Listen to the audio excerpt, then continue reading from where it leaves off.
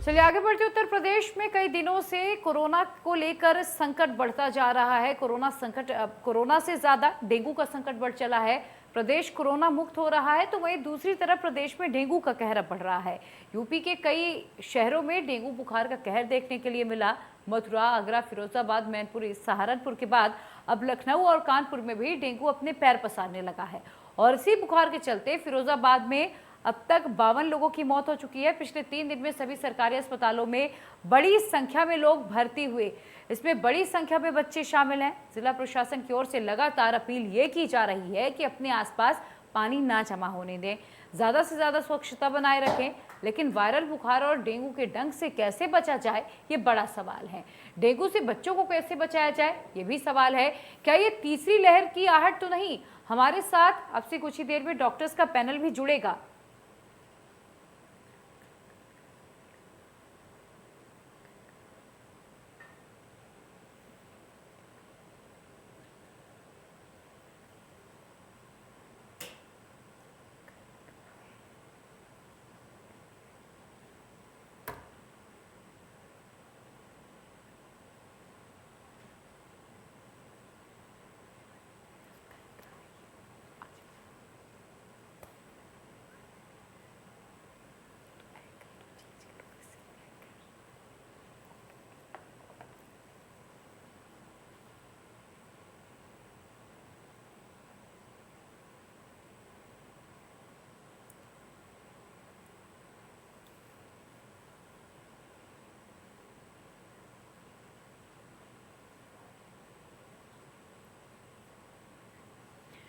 तो डेंगू का कहर लगातार उत्तर प्रदेश में बढ़ता जा रहा है। अलग अलग जिलों में इसी तरह से डेंगू के चलते तबाही मची हुई है। 52 लोगों की अब तक मौत हो चुकी है और 150 से ज़्यादा लोग डेंगू से पीड़ित हो चुके हैं। अलीगढ़ से नया आंकड़ा है जहां करीब अब 600 लोग वायरल बुखार से पीड़ित हैं। लेकिन ऐसे में सवाल यह है कि डेंगू से कैसे बचा जाए, बच्चों को डेंगू से कैसे बचाया जाए, या फिर कहीं ऐसा तो नहीं कि कोरोना का कोई नया वेरिएंट हो। तीसरी लहर के खतरे को लेकर भी आशंका बढ़ी हुई है, क्योंकि कहा यह जा रहा था कि थर्ड वेव पे सबसे ज़्यादा बच्चों पर प्रभाव पड़ेगा। और अगर डेंगू की बात करें तो अब तक सबसे ज़्यादा बच्चे ही प्रभावित हुए हैं। और इसीलिए डेंगू को कैसे रोका जाए, डेंगू से बचने के लिए क्या उपाय किया जाए, इस पर तो बात हो ही रही है। लेकिन साथ ही इस पर भी जांच जारी है कि कहीं ये कोई कोरोना का नया वेरिएंट तो नहीं। हालांकि प्रदेश की अगर हम बात करें तो लगातार कोरोना के केसेस में कमी आई है। एक्टिव मरीजों का आंकड़ा भी घटा है, लेकिन डेंगू का कहर दिनों दिन बढ़ता जा रहा है। ऐसे में ध्यान देने वाली बात यह है कि बारिश चूंकि हो रही है, मानसून का सीजन है, ऐसे में अपने घर के आसपास गंदा पानी जमा ना होने दें। कूलर में यदि पानी है तो उसमें समय समय पर कैरोसिन ऑयल का छिड़काव करें। मच्छरदानी का उपयोग करें, मच्छरों को दूर करें। बच्चों को फुल कपड़े पहनाएं, उनका अंग खुला ना रहे ताकि मच्छर उन्हें ना काटे। डेंगू का मच्छर अधिकतम दिन में काटता है और इसीलिए कोशिश करनी चाहिए कि आपका बदन ढका हो। पावों में अपने जूते ज़रूर पहने। घर के आसपास या घर के अंदर कहीं भी पानी ना जमा होने दे। कुल मिलाकर आपको हाइजीन का पूरा ख्याल रखना है, साफ सफाई का पूरा ख्याल रखना है, ताकि आप डेंगू के कहर से बच सकें। ना सिर्फ डेंगू बल्कि तरह तरह की बीमारियां गंदगी के कारण पैदा होती हैं और इसीलिए ज़रूरी है अपने आसपास के वातावरण को साफ और स्वच्छ बनाए रखना।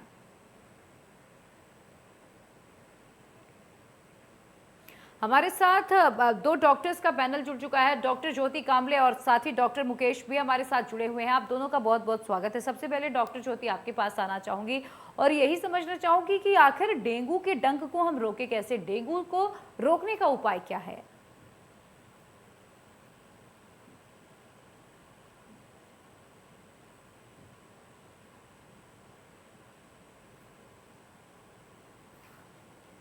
अब से फिर से अब कुछ ही देर में जुड़ने की कोशिश करेंगे। फिलहाल हम आपको तस्वीरें दिखा रहे हैं कि किस तरह से लोग पीड़ित हैं। सरकारी अस्पताल में कहीं भी पैर रखने तक की जगह नहीं बची है।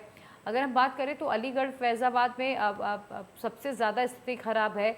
डेंगू से बचने के लिए उपाय क्या करें, ये भी अब से कुछ ही देर में हमारे साथ जो डॉक्टर्स जुड़ेंगे वो आपको बताएंगे। डेंगू से कैसे बचा जाए, इसके कहर को कैसे रोका जाए, बच्चों का ख्याल कैसे रखा जाए, इन तमाम विषयों को लेकर आगे हम बातचीत करेंगे। लेकिन ध्यान देने वाली बात यह है कि डेंगू से बचाव करना है तो साफ सफाई बेहद ज़रूरी है।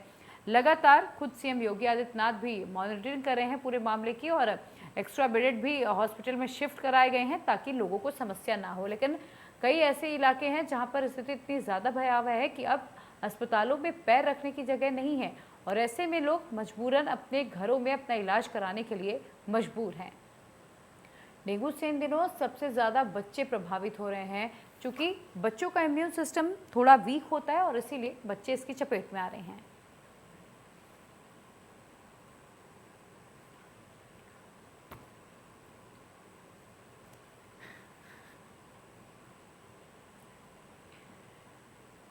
इस वक्त हमारे साथ दो डॉक्टर्स जुड़ चुके हैं। डॉक्टर राजेश और डॉक्टर मनोज मेरे साथ इस वक्त जुड़े हुए हैं। सबसे पहले तो आप दोनों का बहुत बहुत स्वागत है। डॉक्टर मनोज, सबसे पहले मैं आपसे समझना चाहूंगी, डेंगू के डंक को कैसे रोकें? डेंगू को रोकने के क्या क्या उपाय हैं?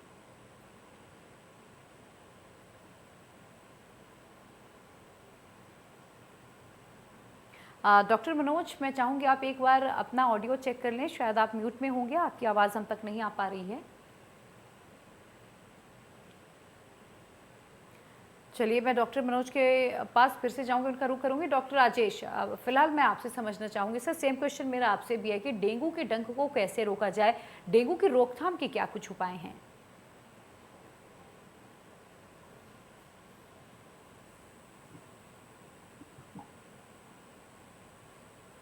डॉक्टर राजेश, आप तक मेरी आवाज आ रही है? डॉक्टर मनोज, आप मुझे सुन पा रहे हैं? जी डॉक्टर मनोज, आप आंसर करें। मैं ये बता रहा था जो डेंगू है वो एक तरीके से काफी कॉमन डिजीज है, इससे फैलता है और ये डेंगू काफी पुरानी बीमारी है और 1996 में सबसे पहले यहाँ पे बहुत ज्यादा लोगों को ये प्रभावित किया था। उसके बाद से जैसे जैसे लोगों की समझ बढ़ी वैसे वैसे जो है इससे जो है इसका इलाज और इससे होने वाली जो मोर्टेलिटी है वो कम हुई है। तो सबसे पहले तो डेंगू को रोकने के लिए हमें मच्छरों को जो उनके ब्रीडिंग प्लेसेस हैं, जैसे कि आर्टिफिशियल कलेक्शंस हैं, जैसे कि आपके कूलर्स हैं, टंकी है जो खुला रहता है, आसपास के जो स्टिल वाटर है, जो शांत वाटर पड़े हुए हैं, वहाँ पे इसके जो मच्छर हैं वो ब्रीड करते हैं। तो इन सब जगहों को अगर हटा दिया जाए या कम से कम रखा जाए तो इससे मच्छरों के ब्रीडिंग प्लेसेस हट जाएंगे और डेंगू नहीं होगा। यही कारण है कि शहरों में जहाँ पे आर्टिफिशियल कलेक्शन जो water artificial collection of water सबसे ज्यादा होता है, वहाँ जो है डेंगू के जो मच्छर हैं वो ज्यादा ब्रीड करते हैं। हालांकि गांव में ऐसा नहीं है। गांव में जो आर्टिफिशियल कलेक्शन काफी कम होते हैं। अगर हम उसको नहीं रोक सकते तो इससे है कि हम खुद की सुरक्षा के लिए मच्छरदानी का इस्तेमाल करें। खास करके ये जो बीमारी है जिसमें बच्चे और जो बूढ़े होते हैं वो सबसे ज्यादा उनको खतरा रहता है। तो घर में मच्छरदानी का इस्तेमाल करें, कूलर में पानी ना रखें या कूलर का इस्तेमाल ना करें। तो ये सब सावधानी, कपड़े अगर बाहर निकलते हैं तो कपड़े जो है फुल स्लीव पहने, ज्यादा से ज्यादा बदन ढका रहे, या फिर मस्कीटो रिपेलेंट आते हैं, मस्कीटो रिपेलेंट जेल आते हैं, उसका इस्तेमाल करें। तो इससे क्या हुआ कि अगर मच्छर है भी तो आपको काटेगा नहीं। बिल्कुल ठीक है। डॉक्टर राजेश, आप तक मेरी आवाज आ रही है? डॉक्टर राजेश, आप मुझे सुन पा रहे हैं? सर एक बार आप मुझे कंफर्मेशन दे दें ताकि मैं आपसे सवाल ले सकूं।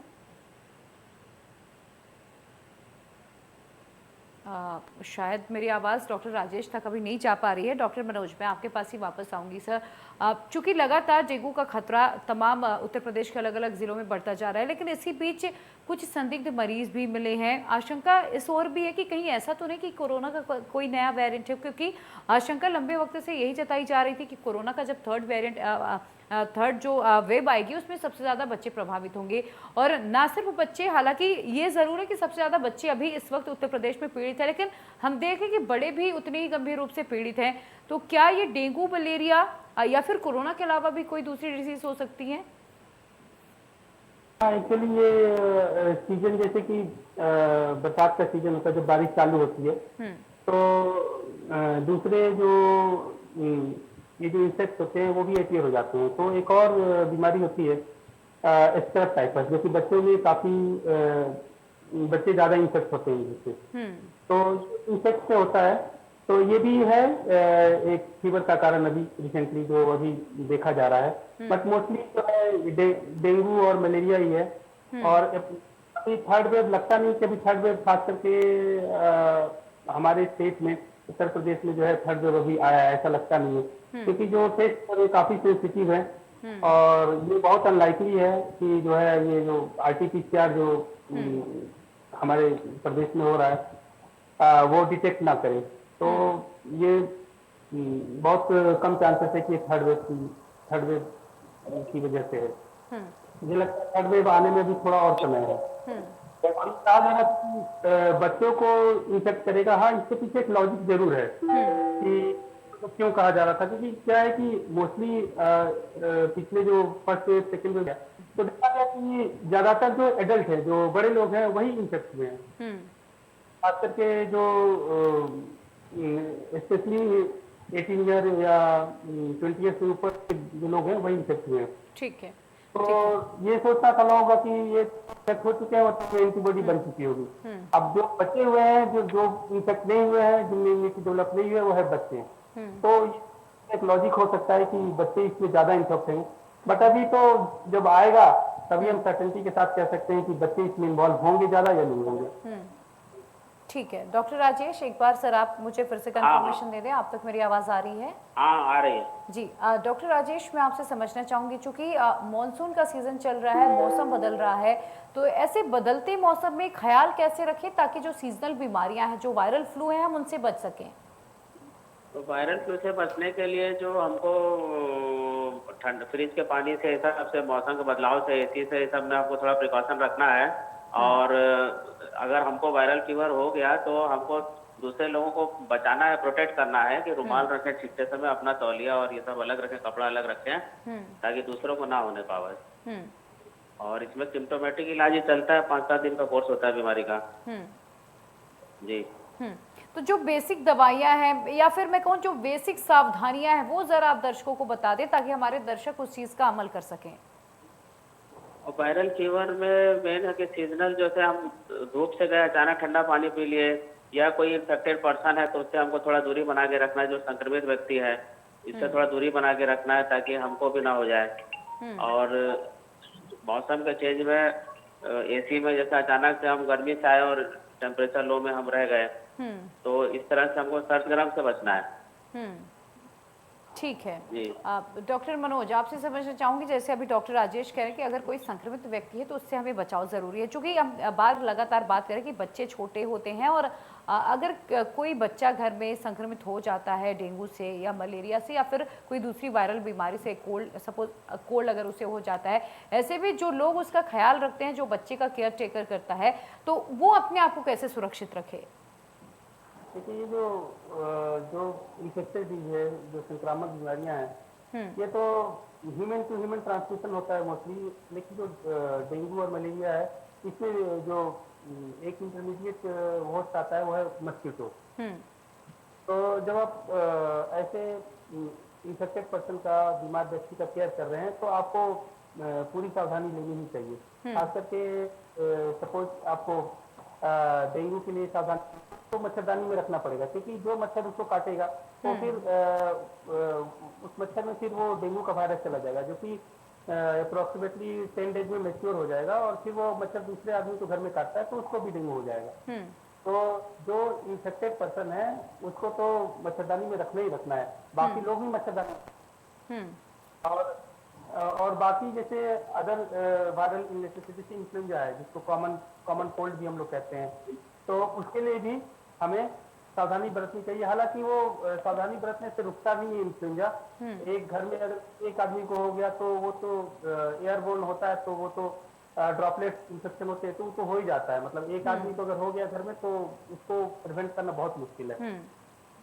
जस्ट लाइक कोविड अगर खास करके वैसे घर में जिसमें एक कमरे में 2 लोग 3 लोग रहते हैं तो वैसे कंडीशन में ये जो कोरोना वायरस है या फिर इन्फ्लुएंजा है इसको रोकना करीब करीब असंभव है, कोई इन्फेक्शन हो ही जाएगा। लेकिन ये सब मस्कीटो बॉर्न वायरल डिजीज है इनको तो मच्छरदानी से या फिर ये जो आपका मस्कीटो रिपेलेंट आते हैं इनसे रोका जा सकता है। जी। डॉक्टर राजेश, अब खान-पान हाँ, हाँ, बेहद जी। ज़रूरी है, बदलाव बेहद ज़रूरी है खान-पान में इन दिनों। तो इन दिनों अपनी सेहत का कैसे ध्यान रखा जाए? खान-पान किस तरह से होना चाहिए हमारा? खान-पान पौष्टिक होना चाहिए जिसमें प्रोटीन और विटामिन युक्त हरी सब्जी, पनीर, फल ये सब रेगुलर यूज़ करना चाहिए। हुँ, नियमित रूप से सेवन करना चाहिए ताकि हमारी बॉडी का रेजिस्टेंस इम्यूनिटी अच्छी रहे। हुँ, ताकि हमको ये सीज़नल बीमारियाँ जो है इम्यूनिटी से संबंधित होती हैं। हुँ, तो अगर हमारी इम्यूनिटी प्रतिरोधक क्षमता अच्छी रहेगी तो हमको ये सीज़नल बीमारियाँ कम होंगी। हुँ। और पानी क्या हमें उबला ही पीना चाहिए? पानी उबला तो प्रिकॉशनरी तो जैसे टाइफाइड हो गई, हेपेटाइटिस हो गई, बहुत सारी बीमारियाँ पानी से होती है ना। हुँ, तो पानी अगर उबला पिए तो अच्छा है। हुँ, हुँ, इस मौसम में खासकर जिस हुँ, समय ये टाइफाइड और हेपेटाइटिस जैसा बीमारियाँ बरसात के मौसम में जो ज़्यादा होती है बजाय कि जो पानी से या पानी उबाल के पिए तो अच्छा रहेगा। हुँ। ठीक है। डॉक्टर मनोज, अब हमने देखा है अक्सर खास तौर पर जो ग्रामीण एरिया है वहाँ पर अगर मान लीजिए किसी को सर्दी जुकाम है, लोग उसे सीरियसली नहीं लेते, बेहद हल्के में ले लेते हैं। तो मैं आपसे समझना चाहूँगी वो कौन-कौन से सिम्पटम्स हैं? अगर वो हमें हो तो हमें समझ आप लेना जिस चाहिए व्यक्ति कि से हमें ये बात कर नॉर्मल रहे फ्लू नहीं है या फिर हमें ये नॉर्मल कोल्ड नहीं है, कुछ सीरियस हो सकता है, कुछ सीवियर हो सकता है। तो लक्षण कैसे होते हैं अगर डेंगू या फिर मैं मलेरिया के लक्षणों की बात करूँ? देखिए इसमें खास करके जो मलेरिया है या डेंगू है, अभी पूरा पहले क्या था कि जो डेंगू बीमारी थी हुँ, ये शहरों में ज़्यादा होता था, लेकिन अब रिसेंटली क्या है कि ये बीमारी गांव में भी देखने के लिए मिल रही है। रीजन इसका ये है कि जैसे गांव भी डेवलप कर रहे हैं तो वहाँ पर भी लोग जो है हुँ, कूलर वगैरह वगैरह का आर्टिफिशियल कलेक्शन जो है वो बढ़ रहे हैं, तो गांव में भी जो है अभी डेंगू का काफी ज्यादा डेंगू हो रहा है लोगों को। तो एक्चुअली ये जितनी भी बीमारी है सबका एक एक कॉमन फीचर है, वो है बुखार। हुँ, हुँ, तो जैसे कि डेंगू की बात करें तो इसमें जो बुखार आता है इसके साथ जो है खास करके जब हम सीवियर डेंगू की बात करते हैं तो इसमें बुखार के साथ साथ जो जोड़ों में दर्द होता है वो काफी सीवियर होता है और मसल में जो मांसपेशियां हैं उससे काफी ज्यादा तेज दर्द होती है। हुँ, इसके अलावा वीकनेस, पेट में दर्द, उल्टी, ये सब हो सकता है। हुँ, मलेरिया की बात करें तो उसमें जो है बुखार बहुत क्लासिकल टाइप का होता है, उसमें बुखार आती है और फिर जो है तेजी से बुखार आएगा, फिर वो पसीने के साथ जो है चला जाता है, फिर वो रिपीट करता है तीसरे दिन। हुँ, जब हम इन्फ्लुएंजा या फिर कोरोना वायरस की बात करें जिससे कि सिम्टम करीब करीब सेम होते हैं, दोनों को क्लिनिकली डिफरेंशिएट करना मुश्किल होता है खास करके अर्ली स्टेज में। हुँ, हुँ, जब डिजीज थोड़ा एडवांस होता है तो जो कोरोना वायरस के जो सिम्टम है वो थोड़े से अलग हो जाते हैं। इसमें जो है आपका बुखार के अलावा जो है जो सांस फूलना है वो उसमें जुड़ जाता है हुँ, और ये काफी क्रिटिकल सिचुएशन में आती है। जब एक बार जब पेशेंट को सांस फूलने का अनुभव होने लगता है तो उसे तुरंत ही मेडिकल फैसिलिटी संपर्क करना चाहिए। हुँ। ठीक है, तो डॉक्टर ये सब है। राजेश, डॉक्टर मनोज, आप दोनों का बहुत-बहुत शुक्रिया हमारे साथ इस तमाम पूरी चर्चा में जुड़ने के लिए, हमारे तमाम दर्शकों को अवेयर करने के लिए। तो आप भी बदलते मौसम में अपनी सेहत का पूरा ख्याल रखिए, अपने आस-पास का जो वातावरण है, उसे साफ स्वच्छ रखिए ताकि आप आने वाली तमाम गंभीर बीमारियों से खुद को, अपने परिवार को बचा सकें। बहरहाल वक़्त एक छोटे से ब्रेक का।